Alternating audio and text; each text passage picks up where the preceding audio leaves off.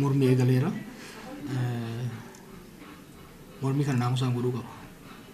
Utannoo isaa itti qaba. Hambaa wayyaanee tana dhiisii haadhoo ishiitis taankiin osoo ishiin deemtu tokkummaa isaa cimsate tarsiimoodhaan masakame irraa aanee jira. Naamusni tokkummaan barbaachisaadha. Qabeenya uummataa, qabeenya dhuunfaa tokkoon hin barbaachisu. Qaama nageenyaatiin walitti bu'uun hin barbaachisu.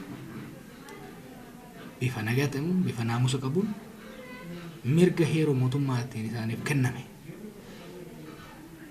ibsachuu danda'u. Torbaan lamaan irraa yeroo muummichi ministeeraa badhaasa Noobeelii argatetti uummanni Oromiyaa garagalee ba'ee gammachuu isaa ibsateera. Har'a immoo waan ta'etti aarii qaba, gadda qaba, muftoo qaba. Bahee aarii isaa san ibsachuun mirga. Kanaaf qaamni nageenyaa mootummaatis hiriiruma waggaa argan rifachuudhaan gara tarkaanfiitti gara uummata miidhuutti seenuu qaban. Gama biraatiin waan amma deemamaa jiru kana keessatti tarii aggaamii amma taasifame kana keessatti eenyutu itti gaafatamummaa qaba jettanii yaaddu? Mootummaan akka mootummaatti moo qaama dhuunfaa achi keessa jiru taa'amoo yookaan immoo sadarkaa naannoo Oromiyaatti mootummaan naannoo Oromiyaa as keessatti qoonni inni qabu maal ture yookaan akka federaalaatti eenyu waan kanaaf jettanii tarii kallattiidhaan kan isin ilaaltan. Haga ammaatti immoo deebiin isin gama mootummaa naannoo Oromiyaatiin argatta wanti jiru jira? Mootummaa naannoo Oromiyaa keessatti harki inni qabu hin jiru yoo akka paartiitti jenne malee. Poolisii Oromiyaa nuuraa kaasan. San qofa osoo hin ta'in hayyoota poolisii sababa na dabalanii amboo deemanii fangoo irraa kaasuuf hiraarsoo ture. Kanaaf poolisoonni Oromiyaa kana keessatti itti gaafatamummaan qaba. Mootummaan naannoo Oromiyaas hin qabu. Itti gaafatamummaa nageenya kiyyaa guutuutti kan fudhatee ture poolisii federaalaati. Kanaaf poolisiin federaalaa itti gaafatamummaa qaba. Mootummaan federaalaa itti gaafatamummaa qaba. Kana keessatti namoonni beekamtii mootummaa, murtii mootummaatiin alatti kaka'umsa mataa ofiitiif dantaa murnaaf gareetiin socho'anii yoo kan jiraatan taate kana mirkaneessuu adda baasuun hojii mootummaati jechuudha. Kanaaf itti gaafatamummaa mootummaa federaalaa muummicha ministeeraa tuudhataa keessattuu muummichi ministeeraa itti gaafatamummaa guddaa qaba.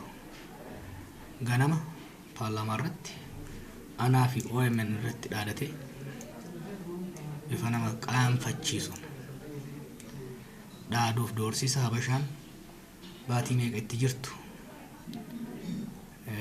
deebisee dhaadatee galgala san humni federaalaa inni hoogganu yaalii akkasii gaggeessan isaa waa malee manni dhaaruu waan agarsiisu qaba. Kanaaf itti gaafatamummaan poolisii federaalaa fi mootummaa federaalaa muummicha ministeeraatiin hoogganamu. Haa ta'u gaaffii boqonnoo waan haa ta'uti yeroo baay'ee irra deddeebi'uudhaan isin obbo Jawaar mootummaa yookaan paartii amma naannoo Oromiyaa bulchu kanas haa ta'u mootummaa addawaawii kana isaan kana suphuudhaan gara dimokiraatessuu gara sanatti deemuu kan jedhu ejjennoo cimaa qabdu turtanii sanatti cichitu yoo wanti kun diigame biyya kana balleessaa ammas ejjennoon keessan sanni? Egaa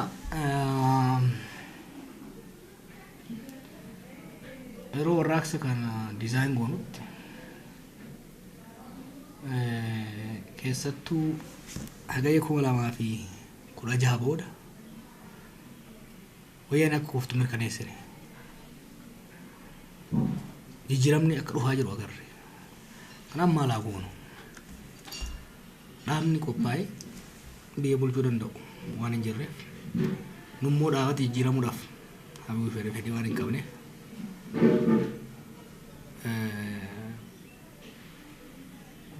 sirnuma san keessa namoota wayyaa qaban, namoota jijjiiramatti amanan jajjabeessuun gara fuulduraatti fiduu qabna kan jedhuun isaan deeggaruu qabna kan jedhuun piroojeektiin lammaa kan hojjetame. Dileemaan nuti qabaachaa turre gara sadiitti ba'uu danda'a ture biyya yeroo san. Garri tokko paartiin mootummaanii fi biyyi tokko waan ta'eef paartii government state kufaatiin paartii kufaatii biyyaa uumuu waan danda'uuf gaagaba samaanii barbaadne nuti gara sadiitti ba'uu danda'a ture. Yookaan biyyatu jiga hookaan warraaqsa duuba deebi'a hookaatu ce'umsa dhufa hunda kana keessaa mootu paartii kuffisuurra paartii keessan warra haaromsaa kan jedhan deeggaru yaada jedhuun kan deemne jechuudha. Option sadeen keessaa laalleetti kan deemne kanaaf ODP takka OPDO keessaa namoota jajjaboo gara fuulduratti akka dhufan dhiibbaa goone. Gamaagama yeroo saniitiin sirrii turree gamaagama ammaatiin sirriin turree waan gabaa irratti ilaalamuu qabdu. Amma soon laalu wantoonni yaadamin namoonni yaadamin tokko tokko gara fuulduratti abaan malee hojjetee ture yeroo sanitti. Lammaan gara fuulduratti bahuun qabsoo baay'ee saffisiise. Humna itti hore. Sabboonummaan Oromoo akka dhugeeffatamu godhe. Sabboonummaan Oromoo tumsa keessoo akka argatu godhe. Qabsoon keessaa fi alaan sirnicha diguudhaaf akka dandeenyu nu taasise jechuudha. Sambooda garuu egaa ceesumsaatti seenne wantoonni tokko babbadan jiru. Garuu ammas hoggaan laalu tarii EPRDF yeroo sanitti diguurra haaromsan gargaaruun wayyaa ta'uun oolu yaada jedhuun qaba.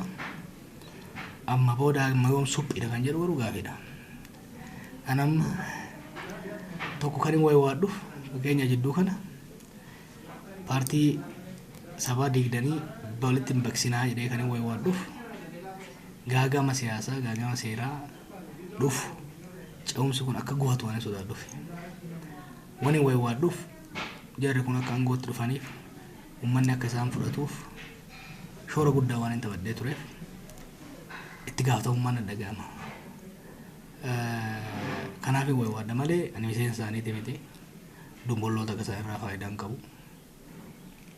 Garuu karkarsinee deemnan yaada jedhuuni karkarsuun sanis baay'ee hin deemne jechuudha amma akka ilaalaa jirrutti. Amma booda we have to go back to the drawing board. Ce'umsa kana ODP'n kophaasaa geggeessaa hin jiru hin danda'an jiru. Maraaraadhaan baay'ee ol mormina turre. Mootummaan waloo ijaaramu jedha ture eegalaa irratti. Ani immoo mootummaan waloo xaaxaa baay'ee waan qabuuf jaruma kana waggaa lamaan ta'an waa obsina kan jedhudha.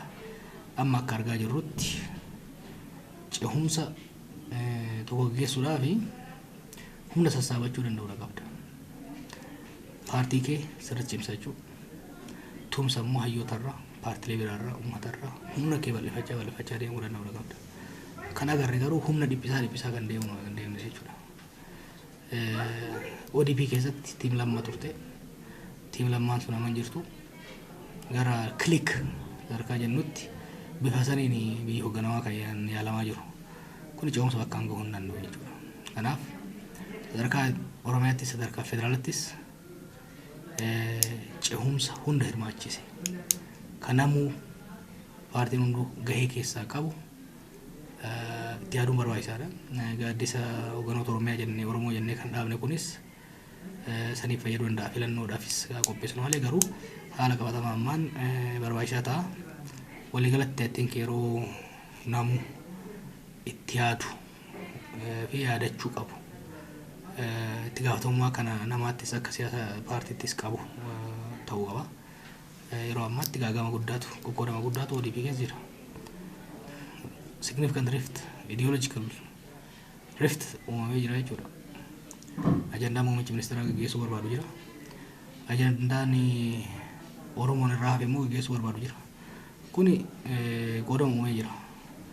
Kanarratti marii gochuudhaaf yaaliin godhame hanga ammaan milkoofne. Amma booda garuu caayaa Oromoo jalatti deebi'uu qabna. Muummichi ministeeraas uummatarraa dhiyeessu Oromoo irraa fagaate Oromoo jalatti lixuun baay'ee deemsisu. Warri isa mormus isuma morman qofaaf wayyaanee kaleessa nu nyaataa turte nu qorqaa turte. Har'a afaan mi'eeffattee humna federaalaa ofiin jettu faarsuunis itti maxxanuunis hin barbaachisu. Uummanni Oromoo uummata guddaa. Utubaa biyya kanaati, arba biyya kanaati. Arbi maxxantuu ta'uu hin danda'u. Arbi bineensa xiqqaatti yoo maxxane hooki kufee ofii caccabaa hooki irratti kufee ajjeesa. Maxxantummaan Oromoodhaaf hin ta'u nuun hin malu. Biyya kanaaf an Oromoo alternative. uumuun barbaachisa jechuudha. Oromoo alternatiiv immoo nama tokkoon hin uumamu, paartii tokkoon hin uumamu.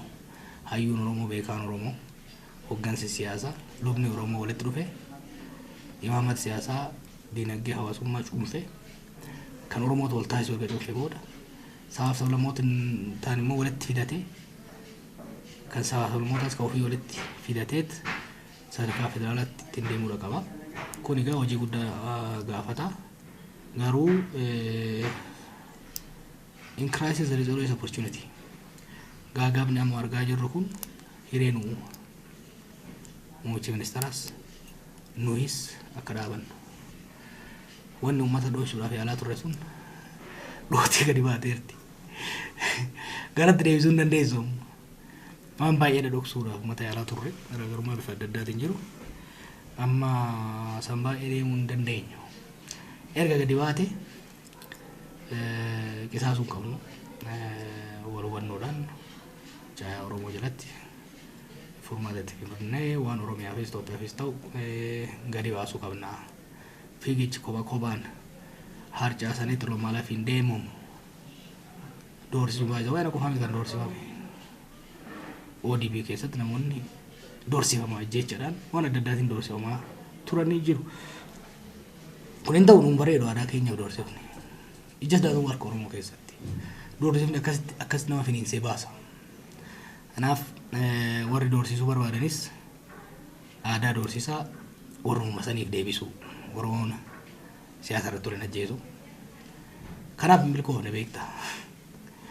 Kanaaf aadaa wal ajjeesaa sanis warruma irraa miidhagutti kan deebisanii kan uuf tolu, kan eenaa filaame, kan soobuuf safeeffannaa, kan wal dhaga'u, kan jaarsa dhaga'u, kan gadaa tawaayyuu sanitti deebi'u, tasafuu sanitti deebi'utu nu baasa. Kanatti yoo deebine gara tokkotti seegna. Karaa Habashaa garuu kan nafxanyaas haa ta'u kan wayyaane yaalameera biyya kanatti. In hojjanne Itoophiyaadhaaf. Modeelidha hin hojjanne. Modeeliin hojjete maata deebita. Kan wayyaanees hin hojjanne. Amma biyyi kun sabaaf sablammiin kun Oromoon maal nuu fida? Waan wayyaanee irraa addaa, waan nafxanyaa irraa addaa nuu fidaayi jedhee kan gaafataa jiru. Walqixxummaa nurraa arguu barbaada. Federaalizimii dhugaa nurraa arguu barbaada. Federaalizimii sabaaf sablammoonni naannoo isaan irratti ittiin walabummaan otoo namislee ittiin obbulchan sadarkaa federaalaatti akka baay'inaa fi gumaacha isaaniitti qooda keessaa fudhatan nurraa arguu barbaada. Maaliif yeroo dheeraadhaaf nus kan qabsoofneef kan waadaa galaas kana waan tureef. Kana osoo nurraa eeganii waan isaan qaban kan irraa dhaamsisu. Paartii sabaa gaafa wayyaanee paartii sabaa maqaaf qabu turan. Amma immoo maquma saniinuu jalaa balleessuudhaaf yaalamaa jira jechuudha. Kanaaf adeemsisuun hin deemsisu. Murtiin maqaa Oromootiin godhamu kan nama tokkoo fi paartii tokkooti miti. Saba hunda laallata. Hayyuu sabaa beekaan sabaa irratti maratee deemuu qaba. Muummichi ministeeras duuba deebi'ee ilaaluu qaba. Warri isatti aaranis aareedhaan yoo keessaa lukkaasaa hin dha'ama. Of duuba deebi'anii gumii akka sabaatti kaayannee Oromiyaas akkamitti waliin ceesifne, Itoophiyaas akkamitti waliin ceesifne kan jedhutti deebi'uun dirqama natti fakkaata.